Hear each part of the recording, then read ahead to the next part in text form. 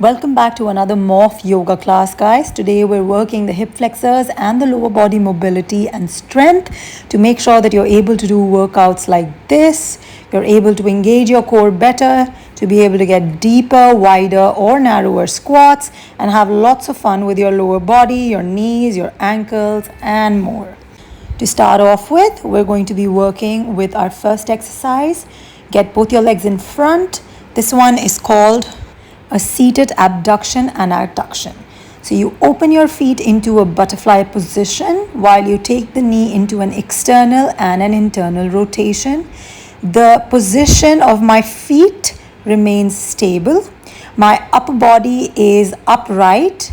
I'm engaging my hip flexors as well as my spine and my abs, not hunching my shoulders or my back. Slow movements from left to right.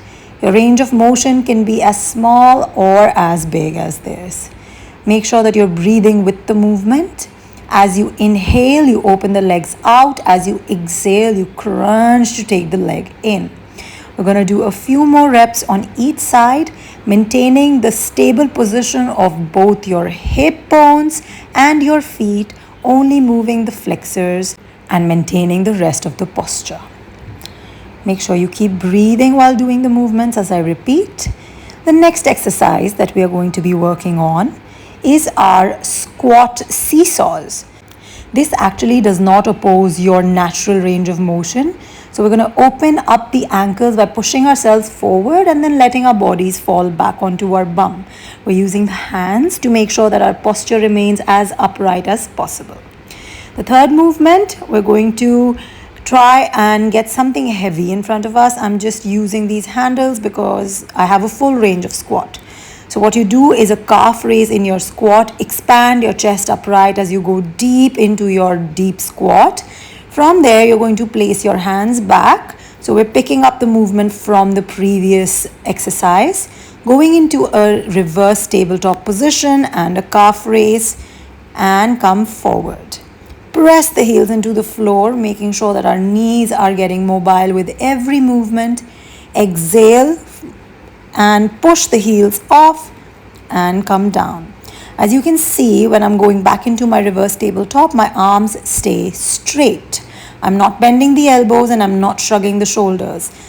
Right from this very movement, we go into a reverse tabletop heel lifted abduction.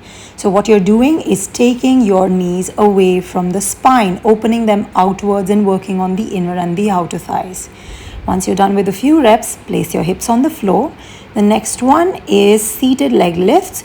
So what we're doing is keeping the knees bent, trying to maintain the upright posture of our spine. Extending one knee at a time and then exhaling to lift from the hip flexors to touch the toe to the hand. Repeat the movement a few times on each side and make sure that the knee that you're lifting off the floor is absolutely straight. You're using your flexors as well as your abs and the rest of your core to do this movement. I'm sure you can tell a lot by my face. Moving on to the next one, we're doing stiff leg L-sit deadlifts where we're lifting the leg all the way up, keeping a straight knee. And we can either do it slightly diagonal with the upper body, but not like this. So upright or diagonal, keeping the knees straight and using the flexors, not bending the knees or throwing them up, but using the flexors and the core to crunch and lift the leg up. Look at my feet, pointing them to helps as well. Next is our butterfly forward bend and adductions, which is pulling the legs into the spine. So first we're starting with an abductive movement, which is basically our knee out, pushing the knees away from the spine, the hip flexors away from the spine. So we're sitting upright, going into a forward bend and a butterfly, coming up and pulling the inner thighs together without moving my hip or foot placement, which means that when you pull your knees all the way in, your core and your abdomen feel a specific kind of crunch. Exhale, and as you inhale, you take it into your forward bend and exhale to crunch. Slowly moving on to the next movement, which is a dynamic hero posture with one leg. So half hero. What I'm doing here is an internal rotation on the knee and the hip flexor. So I'm taking my knee down to the floor where my foot is initially placed, and I'm taking my heel back to the hip, making sure that my chest is upright.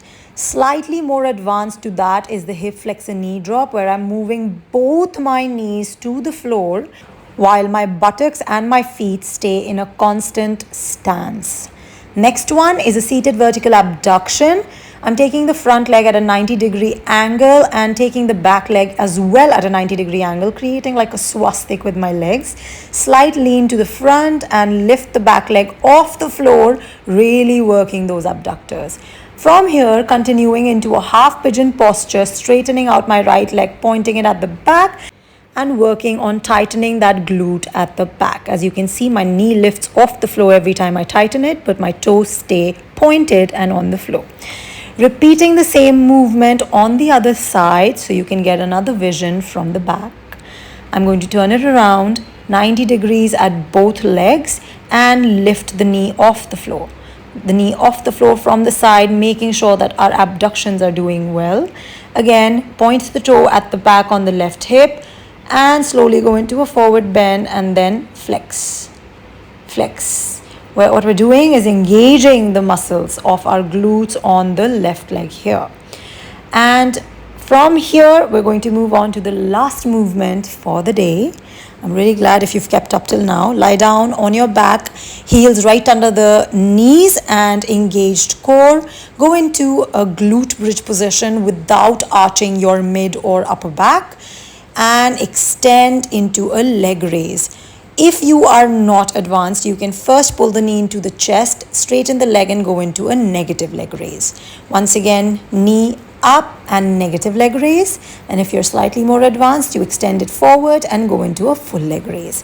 We're going to repeat it for a couple more times on each side. A full leg raise for the advance, while the other leg is constantly pushing your glute up to the sky. And just another one on each side and extend. Can you see my entire butt is off the floor? From here you come down, just do a couple of pulses for your leg raise to work out the flexors, and that is it for today. To book a one-on-one live class or a couples live class, please visit my website. I also have online programs that you can connect with me for through my website or my social media. And if you like this video, don't forget to subscribe. See you next week.